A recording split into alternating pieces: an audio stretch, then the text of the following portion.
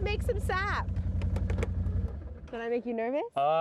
Not too bad. That was pretty good. That was pretty good. Not even when I went a little off trail there? A little off trail there for a minute, but that was okay. That was fine. Look at this things with track like this. You have to take it off road.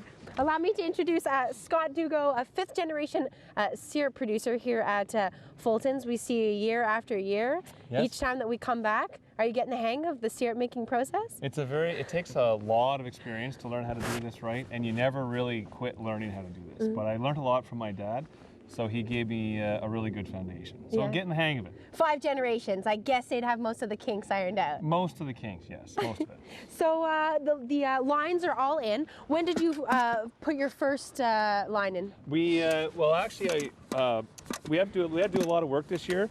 We had a very windy summer, so our lines stay up year round, but there was quite a few branches that did blow down. So I spent several weeks in the fall and even up to 2 weeks ago clearing branches and trees that had fallen down off the lines. Okay. But they're all ready to go now.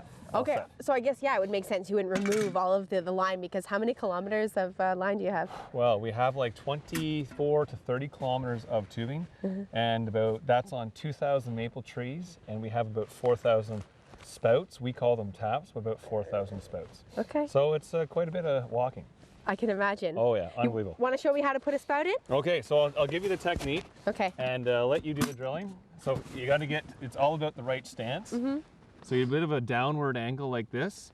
You hit the trigger, you push it in, you keep your hand on the trigger the whole time, and then you pull it out. Okay. Simple as that. Okay. You want to give it a shot? Sure. Anywhere there is fine. All right. A little bit of an upward. A little bit of an upward angle, perfect. And just go full speed. There, and push the trigger again. And pull it out. There we go, perfect. Awesome. Right? No, that's good. That's all good. And then we've got our spout in here. Spout's right in there, so go ahead and stick it right in. Okay. And then do you give it a tap? Yeah, and just give it a nice firm thing, and then give it a few taps right there. And is there a specific place right to hit there it? is just fine. Yep. Okay.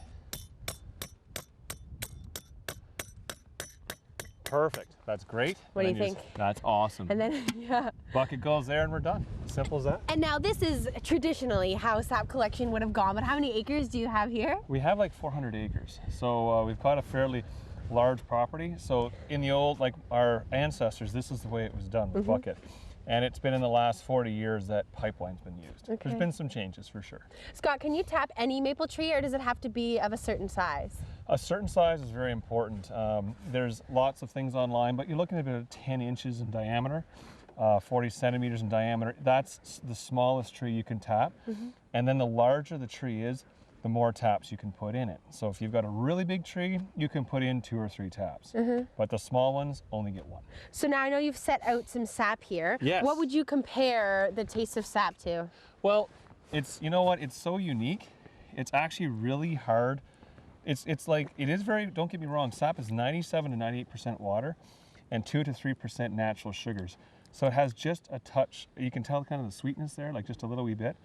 So it's a very unique flavor. It's hard to describe, really. Yeah, you really have to taste it for yourself. Yeah, you just have to try it. So it's very, very good. Very good for you. Yes, and then I love as you start to boil it, when it first warms up, like sipping on a cup of hot sap. Well, actually, we have a term for that. It's called half boil. Okay. And for many years, syrup producers would take half boil out of the pans and drink it like tea. Yeah. Because it's not syrup, but it's not sap. It's right in the middle.